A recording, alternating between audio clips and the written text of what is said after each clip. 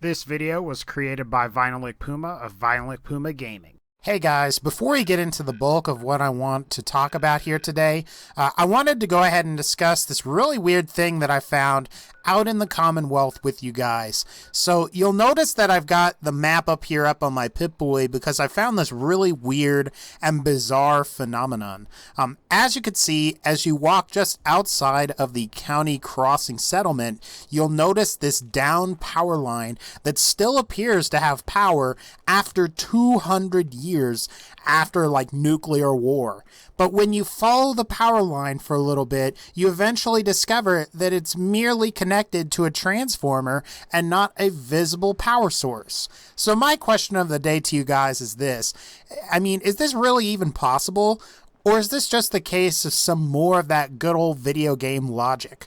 Let me know in the comments below. Anyway, sorry about that, guys. I've been wondering how we've got downed power lines in Fallout 4 after 200 years have passed, and how they're seemingly being powered by nothing other than a transformer. So today I'm going to discuss how I think everyone should prepare for the brand new Fallout 4 Contraptions Workshop DLC that comes out next week on June 21st, 2016. In this video, I'll be talking about what settlements you should acquire, as well as discuss what kinds of resources you may possibly need, and just some strategies to get those resources, I guess. So let's go ahead here and we'll get into it.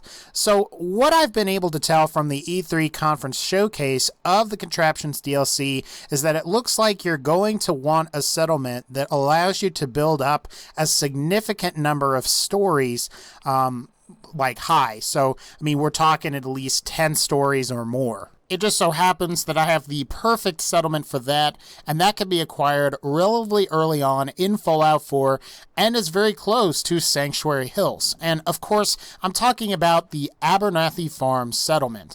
Now, according to the Fallout 4 wiki, Abernathy Farm has the tallest building limit with 20 stories possible. It's also worth mentioning that in general, Abernathy Farm has a very big building area, so you should have plenty of space to build up your objects, whatever you decide to build. Again, according to the Fallout 4 wiki, there are two other settlements with high story building limits if you decide you don't want to use Abernathy Farm, and those are Finch Farm, which is located on the western part of the map, where you can start that quest to get the shish kebab, as well as Spectacle Island, that's located on a remote island just southeast of the castle on your map. Just beware of a Mirelurk Queen if you go for Spectacle Island as a potential settlement, and there are also a fair amount of relatively high-level Mirelurks as well. That said, you may want to check out Finch Farm as well as Spectacle Island if you don't want to use Abernathy Farm. The only question now is what resources we're going to need, and it appears from some of the trailers for the Contraptions Workshop DLC that you will at least need a considerable amount of steel, wood, circuitry, and ceramics. And I recommend, if you're going to use Abernathy Farm to construct your contraptions, that you set up a supply line from Sanctuary Hills to Red Rocket, and then from Red Rocket to Abernathy Farm.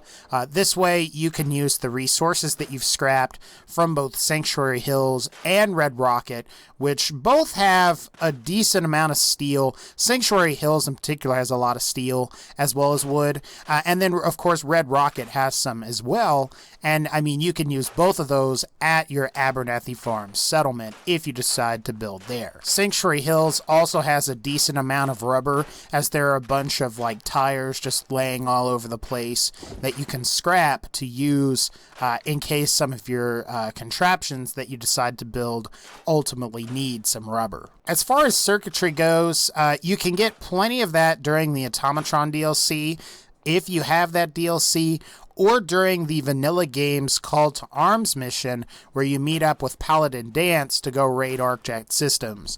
ArcJet Systems has a crap ton of military circuitry boards, and I mean, you can get those, and those provide about 5 circuitry each, so that's a good strategy there. And as for ceramics, you could just scavenge the wasteland for coffee cups. They're relatively light, and they provide, I think, about 1 or 2 ceramic each.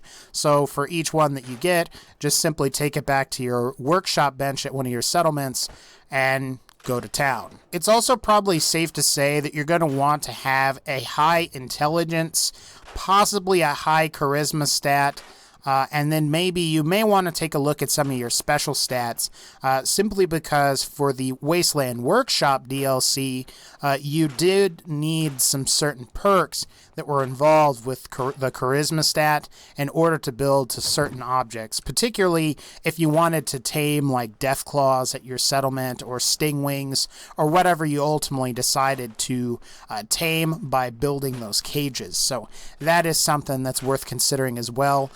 And it pretty much goes without saying, I would say at this point, is that you are probably going to want a science perk level 4. So I definitely recommend you get to at least level 41.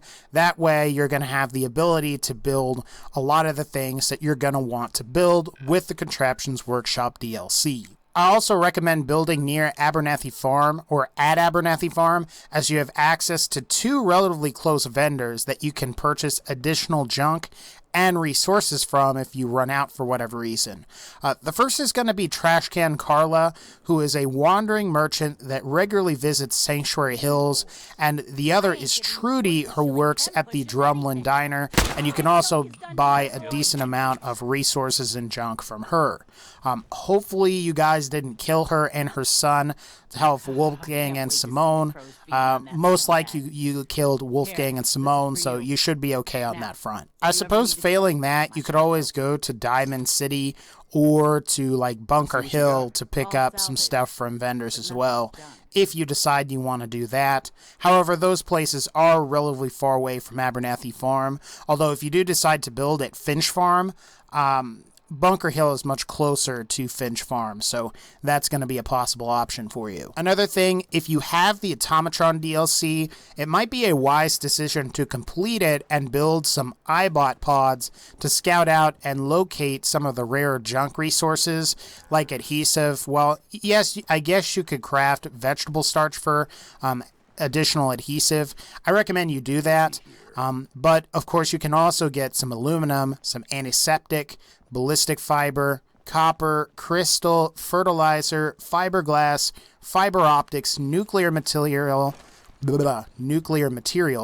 oil, and screws, all of which are relatively uncommon junk resources that you can just boot up your iBot pod and it'll find some for you. So that is something you should do. Alternatively, if your intelligence perk is high enough and you have the scrapper perk maxed out, this will give you the ability to acquire fairly valuable resources from just scrapping weapons and armor that you pick up along the way as you're killing enemies. And the general advice that I can give for that is try to go after weapons with a lot of like new and interesting weapon mods on them, because really the stock weapons don't provide a crazy amount of resources when you scrap them. So just keep that in mind as well. Now, ultimately, I guess we'll see what the Contraptions DLC requires, but in the meantime, you'll have some ways to prepare both on the resource front as far as what settlements you actually are going to want to acquire and use, and you're going to have some ways here